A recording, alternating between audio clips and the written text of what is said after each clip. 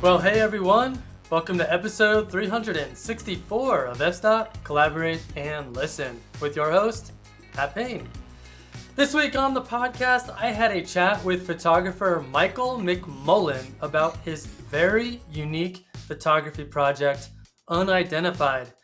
Without giving too much away, I think listeners will find his idea and the way that he went about executing it to be quite fascinating, and hopefully it will inspire you to pursue something similar for your own photography.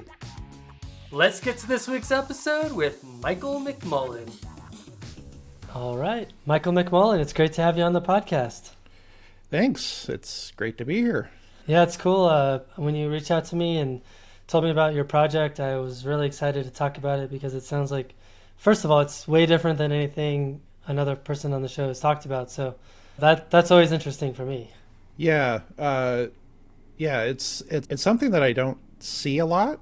I know there are a couple other photographers that do kind of, the term I use for it is documentary landscape. I don't know if that's an actual term, but they really spend a lot of time with an area and kind of dig into the history of what went on there. And so I was intrigued about that for local history, and this seemed kind of a easy way to get into that. Awesome. Yeah, we'll definitely dive deep into all that. But before we do, why don't you go ahead and tell us a little bit about yourself? Okay. Name's Michael. I live in Spokane, Washington, which is Eastern Washington. People will ask us, do you get a lot of rain over there? And we're more the high desert side of Washington. So you think of Seattle as rainy. We don't get as much rain, although this winter we've gotten quite a bit. I'm married. We don't have any kids. We have 3 dogs and a couple cats that do whatever cats do. And so we kind of live and work. We both work from home. Photography is not my main source of income. I like to think of it as more than a side hustle, but it's kind of what it is. Right. And my main job is compliance drives for HOA management. So if you forget to bring in your garbage can or something, I'm the guy that has to write you up on that. So I'm sorry, I don't like doing it, but that's kind of where that is. So yeah, I imagine that has a little bit of stress that accompanies it. A bit, yeah. Yeah. So I work with a really good group of people, and we're all kind of, we try not to hammer too hard on people, but it is what it is. So it's a dirty job and someone has to do it. Exactly. Yep. Right on, man. Well, let's talk a little bit about photography. How did your interest in photography start? My earliest memory was my grandmother on my mom's side was a photographer in World War II. Wow. So she had tons of these old cameras, and most of them didn't work anymore, but I would play with them like toys. I would, I remember an old Polaroid camera that she had, and I would, pack that around with me as if it actually worked. And then probably in junior high, early high school, I started looking at getting really interested in photojournalism. And so I would get those like Time Life books and flip through those, and I was just fascinated by that whole concept. And that's what I wanted to do initially. That was kind of my dream job, but it just didn't work out that way. But I still have a huge admiration for that kind of work. So nice. Cool. Well, let's dig in a little bit deeper in regards to the type of photography that you're into right now. I have a question that's a bit of a lead in, and I promise that it makes sense for our listeners, even though it's going to feel a little bit out of left field. But so I know that you have a huge appreciation for local history, like you had mentioned. Mm-hmm. Tell us a little bit about the history of where you live now, which is Spokane, Washington. Okay, yeah. It's a funny city because it's growing I mean, I think in total we have about 500,000 people in and around Spokane. So it's growing, but it still feels really small. Like it feels like a place where you just know everybody or feel comfortable in it in the city. Its history was it was a railroad town. In fact, most of our downtown was rail lines, a big rail yard. And so you look at old pictures and it's just crisscrossing railroads. And then we had the World's Fair in 1974, and that was a big, they redid downtown. They built Riverfront Park, which is a huge downtown park. And yeah, it just kind of kept growing from there. So it's really interesting to you have the kind of frontier history of it's a young city, but it's also modernizing, and you can see that in real time. And I think that's really fascinating. Yeah. And then tell us a little bit about the people that are attracted to Spokane and maybe some of the more, how do I say, the darker side of what you've come to learn about where you live. Yeah. With all of that railroad history and the fact that, an hour away from here in any direction is agriculture, you get a lot of transient workers. People come in, they work for, we have an aluminum plant here. They work for a season, doing farm work, and then they'll leave. And an unfortunate aspect is that, with that employment there's a heavy rotation in a lot of employment here. So sometimes people, end up homeless and they can't leave. And so we do have a homeless problem, or homeless issue, I should say. And it's, we get a lot of people. There's also a lot of colleges around town. So the way I think of it is you either live here for 4 years or you live here forever. You either are here temporarily or you, I grew up in Portland, Oregon, and I moved here when I was 23. So I've almost been living here for 20 years. And that was not on my radar at all, but that's just, you set down roots here and it's an easy place to, want to live. So, but yeah, that's kind of the big part of it, is that it is a nice place to live, but you kind of, there's a bit of luck involved in getting roots really firmly planted here, and that can be difficult. So, all right. Yeah. Well, here's where the lead in hopefully will make more sense. Yes. So, tell us about your book project. I think it's called Unidentified. Unidentified. Yeah. How did the idea come into fruition? So I've always kind of had an interest in, along with the history of local history. Sometimes that is kind of the more morbid or darker history. I love true crime. I love, Unsolved Mysteries has always been one of my favorite shows. And, that's kind of how it started. I looked up unsolved mysteries around Spokane, Okay. Yeah, what's going on around here. And I wasn't necessarily looking for like UFO stuff or anything, though one of our community colleges, has Sasquatch as a mascot. So there's definitely that. A lot of, we have a really strong connection to the Native American heritage, so there's a lot of folklore in that. But I was really looking for more, crimey type unsolved mysteries. And I came across a story of, at the time, she was known as Millie. She was a woman she was murdered and she was left in the river. This was in 1984, I think, 84 or 82 or 84. And she was unidentified. And I was just really fascinated by that story. And I just happened to dig a little deeper, and then I found that the medical examiner for Spokane County has a list of all the unidentified bodies that they found over the years, and it spans like 70 years. I mean, there's one in 1954, I think, that is still unidentified. And I just couldn't stop thinking about, this list and what it means, and the fact that all these people are found in, a relatively small area.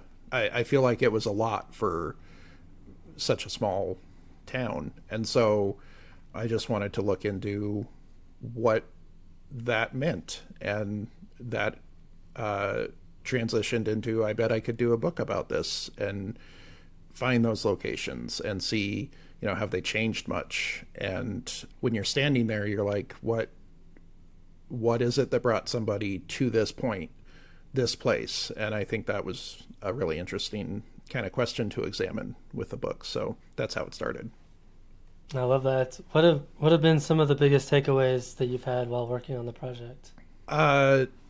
You want to think that you're connected to something.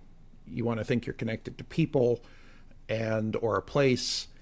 And what this book showed me is that connection, even if it does exist, is very thin. I mean, it can be severed very easily. And just the fact that we have people from 50s and 60s who don't have a name and nobody is looking for them or seemingly looking for them. In the cases that people have been identified, there were only a couple. I think 4 have been identified in the time I was working on the book, including Millie. She was identified as a woman named Ruth Waymeyer. But most of them had just lost contact with people. And so they didn't know they were missing. And so it's not like it was they weren't being looked for because people didn't want to talk to them. It's just connections were lost. And the other thing that really stood out to me with the book project is how readily we can just ignore people, ignore problems. I don't know that I paid too much attention to what was going on with homeless populations in Spokane. I knew they existed, but I wasn't really, I didn't pay too much attention to what, shelter options there were or anything like that. And now I do, because I know that if a person doesn't have a place to go and somebody checking in on them, they're going to be found, next to the railroad tracks or in the river. And it's just really disheartening how easily and how quickly that happens. And so it's really kind of opened my eyes to what that issue is and why we need to be better at dealing with that issue and fixing that issue. Yeah, no doubt. Well, let's talk a little bit more about the photography side of the book project. Relating to photography, kind of what was your process for working on the book, and how did you decide what subjects to include? And maybe talk a little bit about the types of photos that you're including to give the listeners a picture of what we're talking about here. Sure. So the early part of the book project was compiling all the locations. And it was important to me for this book that I take the pictures on the date that they were found. So if they were found June 15th, I would go to that spot on June 15th. And I didn't want to recreate a crime scene photo.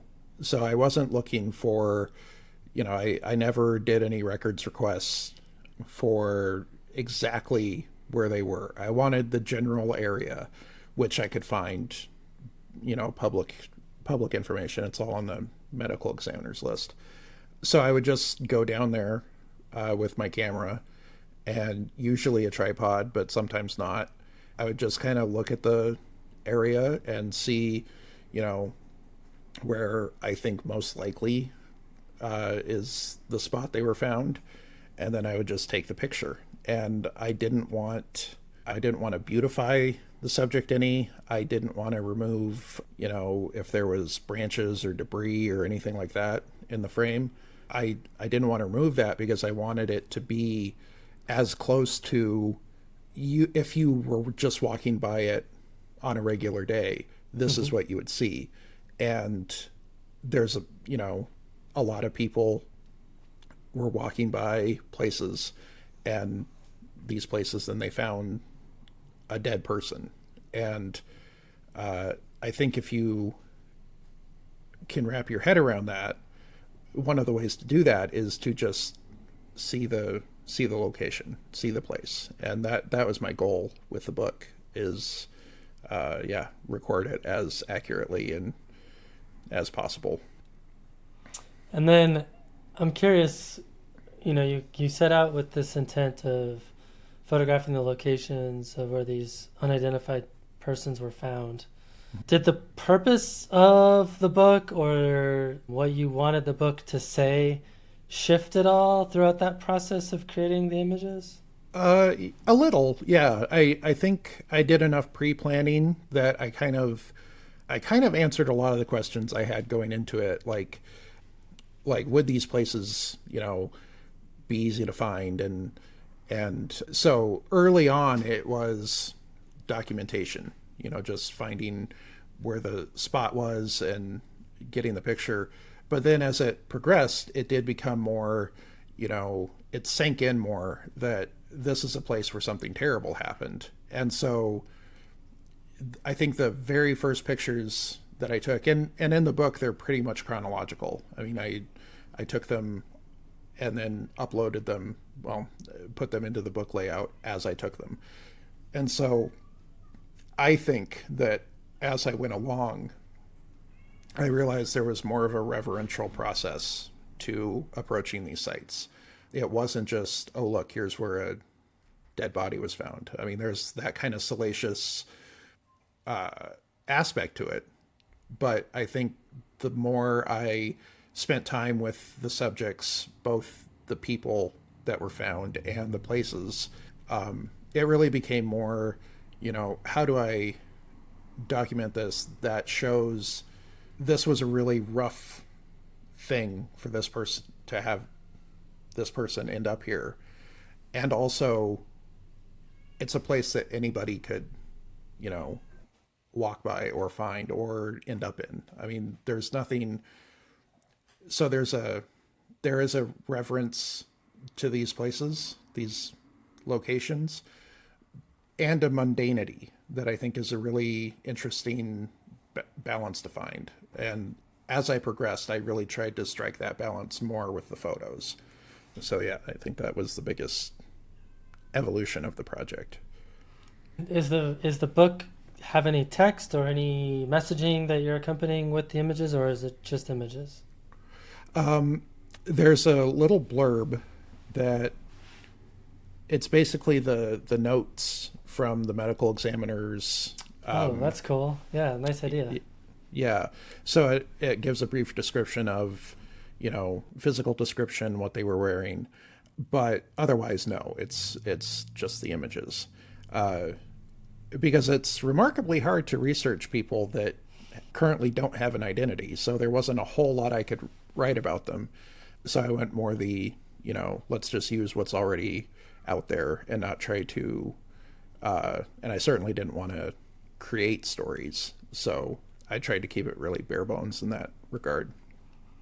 Now that makes sense. And I'm curious too, I'm sure there's probably a couple listeners that are like, wow, that sounds really morbid and twisted, and I can't believe you would want to photograph the location of where someone was found.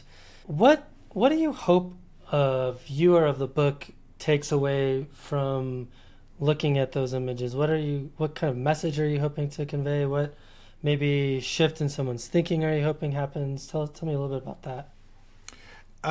Yeah, I mean, it is a morbid, uncomfortable subject, but I think we need to tell uncomfortable stories sometimes. I think we need to know that this is an issue that happens. And so the next time you are sitting, in a city council meeting or talking with friends about quote unquote the homeless problem, this will be in the back of your mind. I mean, people don't go away.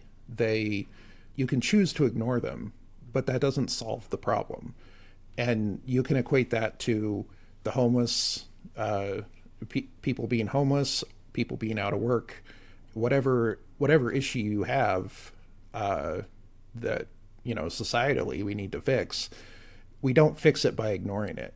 And so my hope is that this book is obsolete. Like I really hope that more people will become aware of the issue of people who are unidentified and the ways to solve that issue. Like at the end of the book, I have a section devoted to the people who were identified during this process, and how that happened was mostly through genetic genealogy, which is where they take a DNA sample from the unidentified person. In most cases, they have to exhume the body to do that. Mm-hmm. And then they send it to a lab that I don't understand the science behind it, but they get a better, they can work with degraded DNA samples, and they can make it more complete so that they can match it to people who have uploaded their DNA sample to Ancestry or 23andMe. Mm-hmm. It's the same process. If anybody, for the true crime heads out there, it's the same process they use to catch the Golden State Killer, Joseph DeAngelo. Right. So that same process they use to match to a brother or a child, parent relationships. And then that's how they identify them. But that only works if they have DNA to match it to. And so I need to upload my DNA sample. I don't know if there's anybody in my family missing, but yeah, it's funny as you were talking, I was like, I should probably take one of those. Yeah, and that's exactly what my goal for the book is. I would love it if 5 years from now the book is obsolete. It's not accurate anymore, and I don't want to have to do a second edition or anything like that. So yeah, I mean it is an uncomfortable subject, but I really do think that there's value in digging into uncomfortable subjects.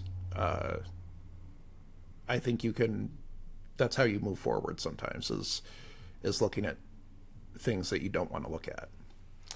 Yeah, and this podcast is most of the time nature and landscape photographers.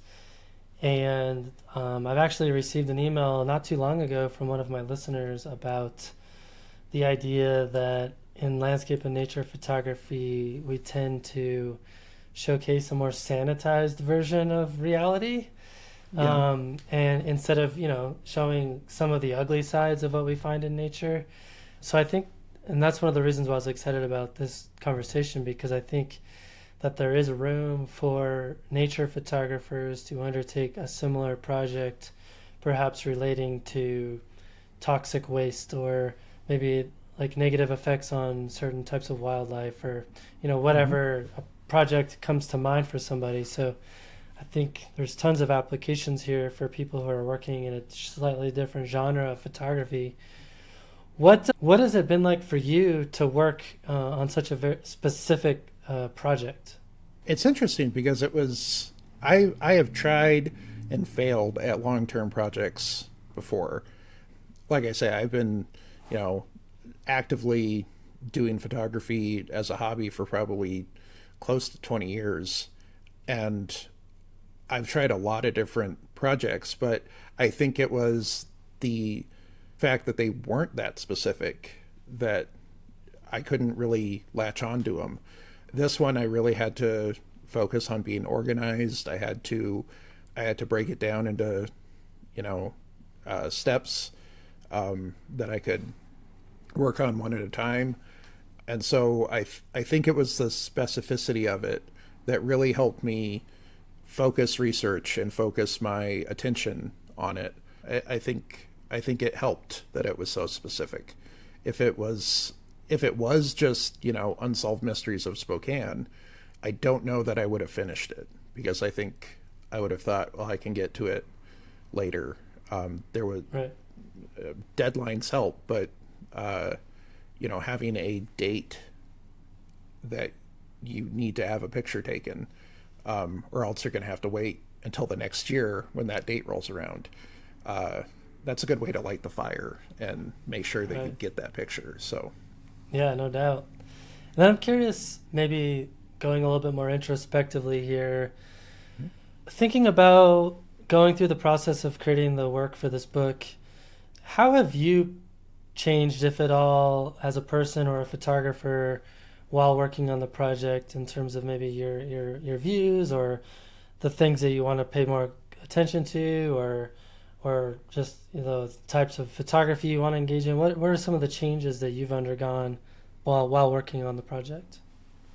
Yeah, I touched on it a little earlier in that I think I pay much more attention to homelessness and how my city is working on that.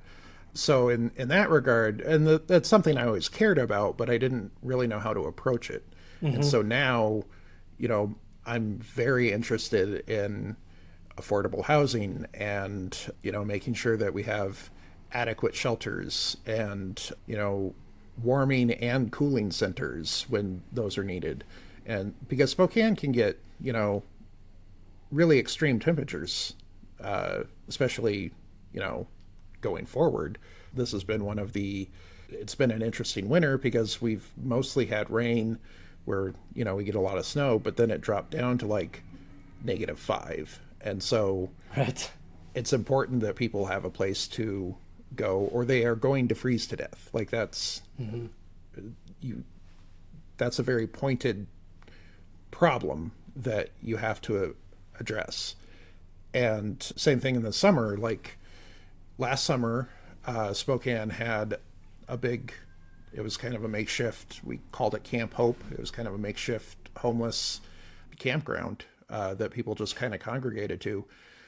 And they needed to set up a cooling tent. And people were, there were some forces in our local government that were trying to not let that happen. And it's like, what are you going to do when it's 104? I mean, people need to be able to have water and, sit in front of a fan for 20 minutes. I mean, you either solve one problem or you have a bigger problem. And so I think that's really focused my attention more on, this is a tangible thing that we can work on. And so it's really pushed me to see how I can point my energies in that direction.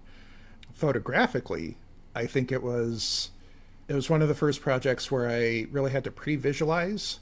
I really had to research the location. Sometimes I had to see, am I going to be shooting into the sun?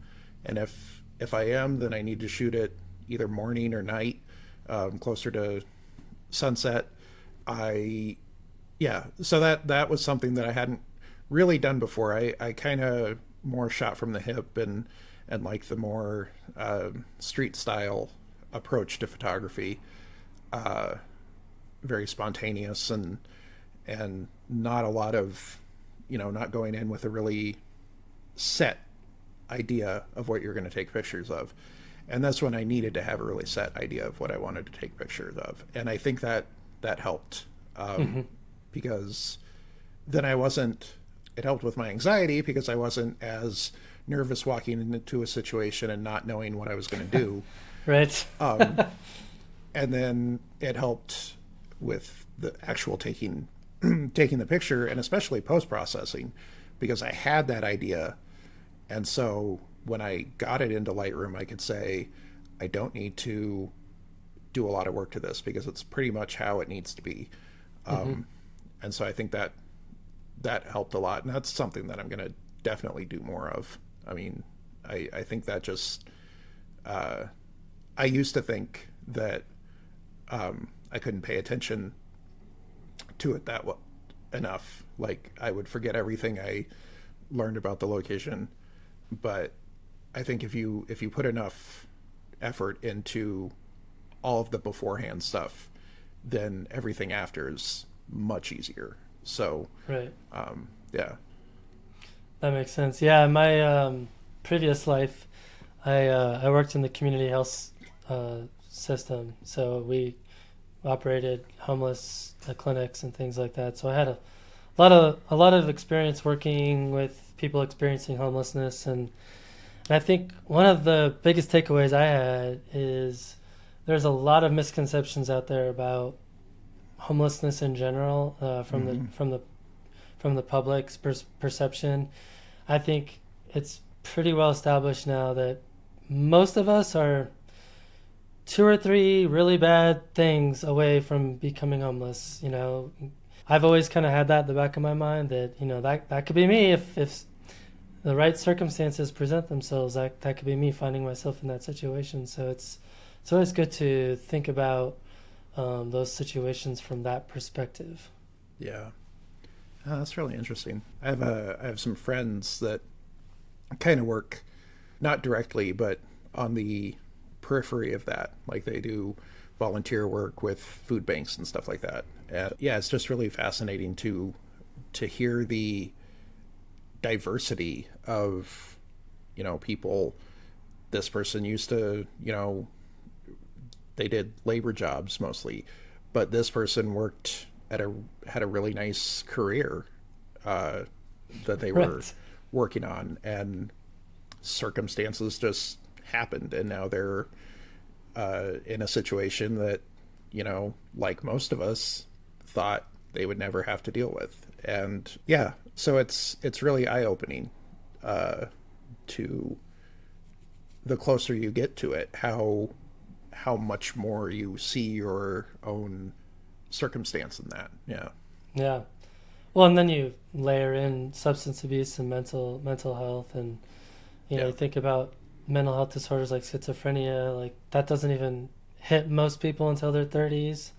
So you could have a perfectly normal life, go to college, have a successful career. Boom, schizophrenia kicks in, and if you don't get that treated correctly, your chances of you becoming homeless are pretty high, and because you're going to alienate everyone because you're having all these delusions. And Yeah. so it's I think there's a lot of things that happen to people that we just take for granted, or we just assume like, oh, they're lazy, or they're stupid or whatever. And it's like, oh, there's so many variables that cause this to happen. Yeah, for sure. I mean, like I was formally diagnosed with ADHD a couple years ago, and I had diagnosis for social anxiety and depression, and treating those helped some things.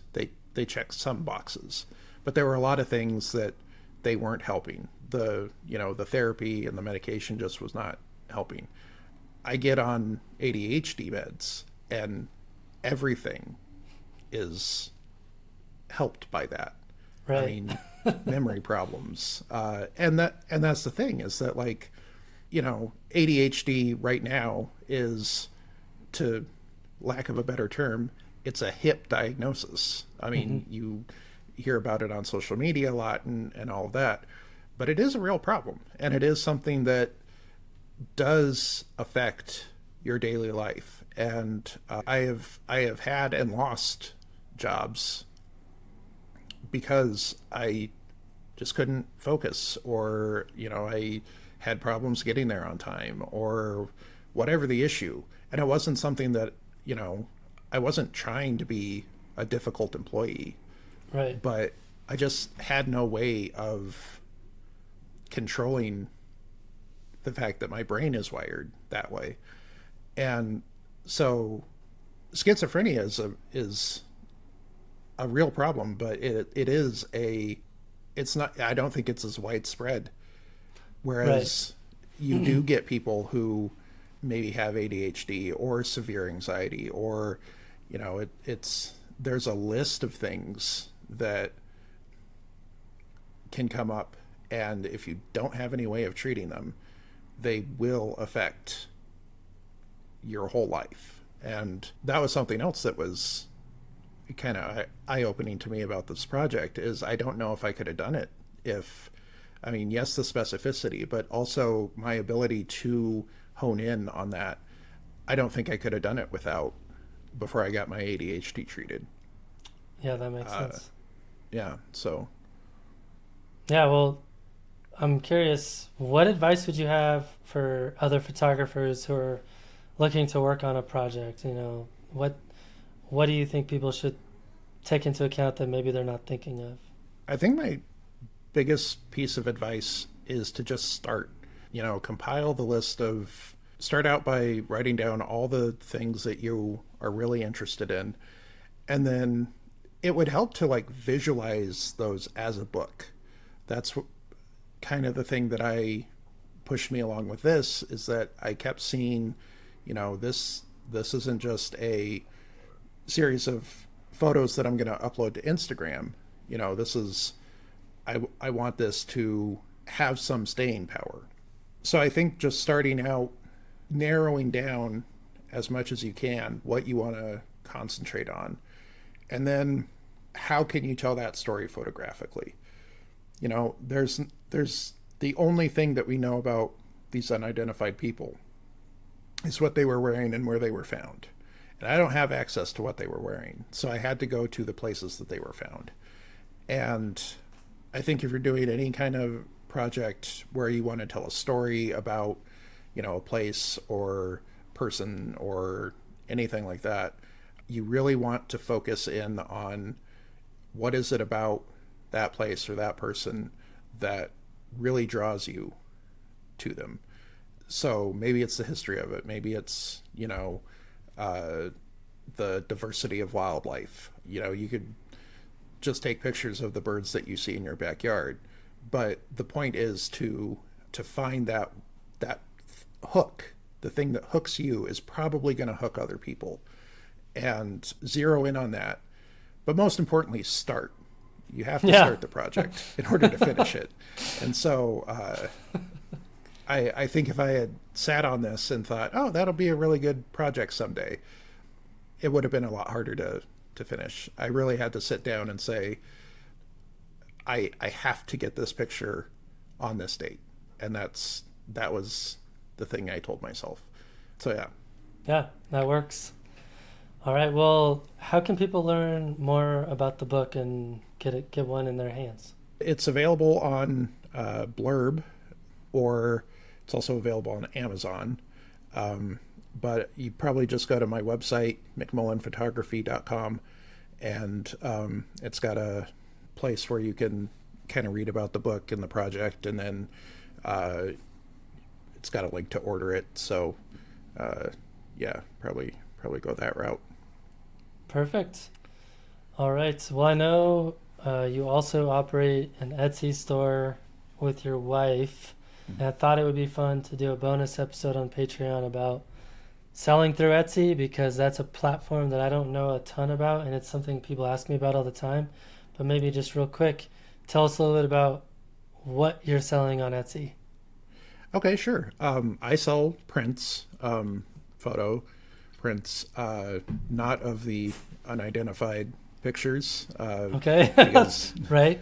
Got it. One, I think they need to stick in the, context, but two, they're places where dead bodies were found. I mean, they're kind of analytical for landscape photos. So right. I tend to focus more on still life and sites of interest, like old hotels around Spokane. Oh, okay. Yeah. So that's what I sell. My wife she does watercolor paintings based on vintage photographs. So cool. We're really interested in like mid-century design and architecture, and that's kind of what a lot of her work focuses on. And so it's and she does a lot of stuff with Spokane. Finds a lot of old photos. So that's that. It's McMullen Inc. INK .etsy.com, I think is the website. I hope I got that right. If not, it is also on my can be found on my website. So I was gonna say we'll put a link in the show notes for people Perfect. to check it out. Yeah. All right. Well, one last question for you. Who do you recommend for the podcast? Who are some people that we should learn more about? So One of the photographers that really got me interested in this kind of project is Chloe Matthews. Chloe, I don't know how to pronounce her middle name, Dews, I think it is, Matthews. She's in England. She has done a book called Shot at Dawn, which was locations where World War II soldiers were shot at dawn, executed, because they were accused of desertion or, whatever list of crimes they had committed. Mm-hmm. And it's just a really fascinating thing to study. But then she did one about the areas around where Mary Shelley wrote Frankenstein. And she's done one on the River Thames in London. So really fascinating work. Nick Fancher, he's on Instagram. He's less nature. He does a lot of portraits. But if you really want to see somebody who has a very unique artistic vision and just kind of really, I would say, pushes the envelope on what you can do with, in a studio, or, he does do some stuff outside, but his work is just mind-blowing. I mean, I'm constantly, every time I see his work, I have to stop and I have to look at it. Just very, very intriguing, fascinating work. Jan Siegel, I, again, don't know how to pronounce his last name. He also does portraits, but he works primarily large format, black and white. I think he almost exclusively does platinum, palladium printing. Oh, okay. But he did a series on jellyfish that is just, it's incredible. Wow. It's really beautiful work. He does a lot of macro stuff. He does a lot of stuff with animals and different species of, he's done snakes and insects, and right now he's doing one on plankton, which isn't something you think you could do with large format, but no. He's doing it, and they're really spectacular. I mean, they're pieces of art. I'm really fascinated by photographers who do things, look at things a little differently, and try to tell different stories. So I think those are three that are really neat to look at, fun to expand your horizons. I love it. Yeah. Well, Michael, this has been really fun. And like I said, we'll do a quick bonus episode on Etsy for Patreon supporters. But I just wanted to thank you for your time and your energy and for sharing your project with us. I think a lot of people will get some value out of hearing about the project and learning about why you chose to do it. Yeah, thank you for having me on. I mean, this is, I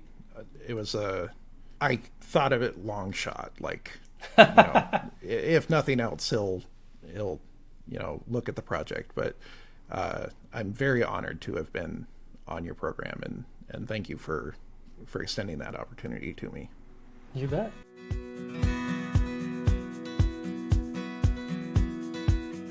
Well, thank you to Michael for the fascinating conversation on today's episode.